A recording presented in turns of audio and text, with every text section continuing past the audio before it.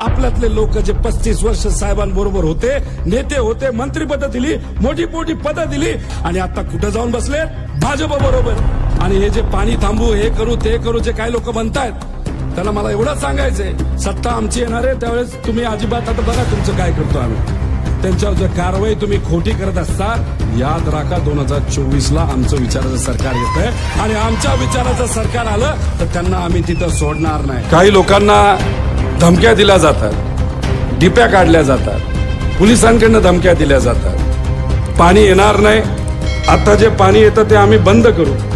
मला इथं असणाऱ्या सर्व लोकांना सांगायचे, धमक्या देणाऱ्या लोकांना उत्तर आपण महाविकास आघाडी सरकार आलं ना 2024ला, तेव्हा 100% त्या लोकांना तिथं उत्तर देऊ. पण पाण्यावर तुमचा अधिकार आहे, लाईटीवर तुमचा अधिकार आहे आणि ज्या काही सुविधा सरकारकडनं मिळतात त्याच्यावर तुमच्या सगळ्यांचा अधिकार आहे. आणि ह्या लाभार्थी गँग तुम्हाला कितीही काही सांगितलं तरी तुमच्या ह्या सगळ्या ज्या शासनाच्या सेवा असतात त्या तुमच्यापासून कुणीही काढून घेऊ शकत नाही. काढून घेण्याचा प्रयत्न जर केला आणि तिथं आंदोलन करण्याचा विचार आला तर हजारोच्या संख्येमध्ये सामान्य कार्यकर्ते म्हणून आपण तिथं राहूच. पण त्या कार्यकर्त्यामध्ये आम्ही आणि सुप्रियाताई सुद्धा 100% आणि युंगेदन सुद्धा तिथे 100% असेल अशा शब्द या ठिकाणी देतो. अहो, भाजप असं एक पार्टी आहे, ते काय करतं, लोकनेत्याला जवळ करतं आणि संपून टाकतं. पवार साहेब या वयामध्ये लोक वय काढतात ना, 84 वयामध्ये 50 ते 60 सभा आदरणीय पवार साहेब अख्ख्या महाराष्ट्रामध्ये तिथं घेणार. त्यामुळे पवार साहेब या मतदारसंघामध्ये सुप्रियाताईंचा प्रचार करण्यासाठी तिथं नसणार आहेत. मग प्रचार कुणी करायचा आहे? कुणी करायचा आहे? आणि ताईंच्या विरोधात जो पक्ष आहे त्यांचे राष्ट्रीय अध्यक्ष जे आहे ते फक्त बारामती मतदारसंघामध्ये बसून राहणार आहेत. आता त्यांचं साहेबांचं वय काढतात, ते बाहेर न जाता फक्त आपल्याच या मतदारसंघामध्ये तंबू ठोकून तिथं राहणार आहेत. आणि काय करणार तर मलिदा गँगला जवळ करून मलिदा गँगच्या माध्यमातून तुम्हा सर्वांना धमकवणार आहेत. त्यामुळे साहेबांना बाहेर पाठवायचं का प्रचाराला? कारण सत्ता जर आणायची असेल तर एक फक्त खासदार निवडून नाही आणायचा, एक तर 4-0 करायचं. म्हणजे आपल्या विरोधात आपला विचार सोडून जे कोणी गेलेत त्यांचा जो कुठला पक्ष असेल त्यांना 0 खासदार हे मिळणार म्हणजे मिळणार. त्याच्याच बरोबर भाजप जे शेतकरी विरोधात आहे, युवा विरोधात आहे, सामान्य लोकांच्या विरोधात आहे, त्यांना जर धडा शिकवायचा असेल तर आपल्या पैलवानाला इथं न ठेवता आपल्याला अख्ख्या महाराष्ट्रामध्ये फिरवायचं का नाही फिरवायचं? मग साहेब जर बाहेर जाणार असेल तर जबाबदारी आपल्या सर्वांना घ्यावी लागेल. मी पदाधिकाऱ्यांना विचारतो, तुम्ही ही जबाबदारी घेणार आहात का? आता कार्यकर्त्यांना, नागरिकांना विचारतो, तुम्ही ही जबाबदारी घेणार आहात का? माझ्या माता भगिनी इथं आहे, जे काही पेट्रोल आणि गॅसचे रेट वाढलेले बदला आपल्याला घ्यायचा का नाही घ्यायचा? कालच्या सभेमध्ये काय मोठी सभा झाली त्यांची, लांब लांब खुर्च्या ठेवावं लागल्या, जाऊ द्या, त्याचं काय मी म्हणत नाही. आणि काल सभेमध्ये सर्व बोलत असताना मोदींच्या विरुद्ध राहुल गांधी अशी काहीतरी ती लढाई असे म्हणतात.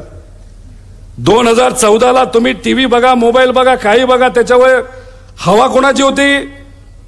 कोणाची होती हवा? होती ना. मग 2019ला सुद्धा हवा होती. लोक काय म्हणले, एकदा निवडून दिलं, अजून एकदा निवडून देऊ. मग परत चर्चा 2019ला सुरू झाली की चला फिर एक बार मोदी सरकार आणि जे काय असेल ते. आता तशी परिस्थिती आहे का? आता कुठेतरी तुम्हाला काय ऐकू येतंय का? ते म्हणतात भावनिक करू नका. आम्ही थोडी भावनिक करतोय, तुम्हीच कुठेतरी भावनिक करण्याचा एक विषय करताय. काही दिवसांपूर्वी पवार साहेबांचं एक स्टेटमेंट होतं, ते तुम्ही वेडवाकडं करून त्याचा वेगळा अर्थ तुम्ही काढायला लागला.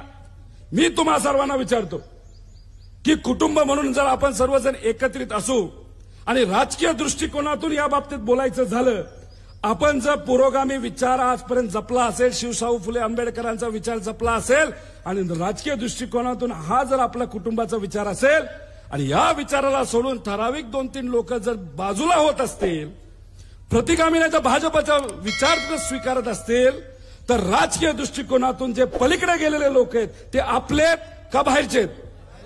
तुम्ही सांगा मला.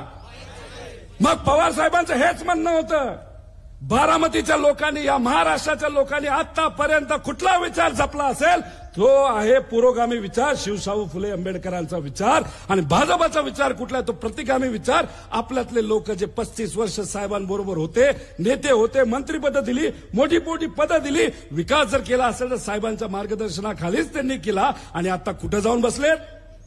भाजप बरोबर. मग राजकीय दृष्टिकोनातून ते वेगळेच झाले ना. मग या शब्दाला तुम्ही कुठेतरी बदलताय आणि मग कुठेतरी एक वातावरण वेगळं करण्याचा प्रयत्न तुम्ही करताय. आणि हे करत असताना तुम्ही काय उदाहरण देताय?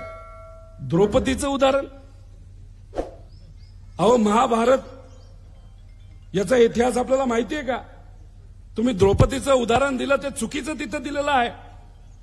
सर्वात उत्कृष्ट उदाहरण पतिव्रतेचं जर कुठलं असेल तर ते द्रौपदी आहे. आणि त्यांची लाज वाचवण्यासाठी श्रीकृष्ण स्वतः तिथं आले होते, हे सगळ्यांना माहिती आहे. त्यामुळे तुम्ही उदाहरण द्यायचं असता महाभारताचं उदाहरण तिथं दिलं. त्या उदाहरणामध्ये अजून एक उदाहरण तुम्ही लक्षात ठेवा, ज्याला श्री हनुमानरायाचं सुद्धा आशीर्वाद आहे, तो म्हणजे निष्ठा. की तर कौरव विरुद्ध पांडव झालं होतं. कौरवाकडे मोठी सेना तिथं होती आणि आज ह्यांच्याकडे मोठी सेना आहे नेत्यांची. आपल्याकडे काय आहे? तर निष्ठावंत कार्यकर्ते आहेत. विजय कोणाचा झाला होता? विजय कोणाचा झाला होता? मग विचाराचा झाला होता ना. रामायणाच्या बाबतीत बोलायचं झालं तरी रावणाकडे मोठी सेना होती, मोठी ताकद होती. महिलाचा अवमान त्यांनी केला आणि कोणाला तिथं त्यांना कोणाच्या विरोधात ते लढले? सामान्यच लोक ना. आणि विजय कोणाचा झाला? निष्ठेचा झाला. त्यामुळे हनुमान रायास आशीर्वाद कोणाला देणार? निष्ठावंतांना देणार. त्यामुळे हेच आपल्या सर्वांना सांगायचे. आणि नंतरच्या काळामध्ये कुठलंही इलेक्शन आलं त्या बाबतीत आपण सर्वजण हे निश्चिंत राहावा. आपण सर्वजण तुमच्या बरोबर आहोत आणि एकत्रित आपण ही लढाई जिंकू.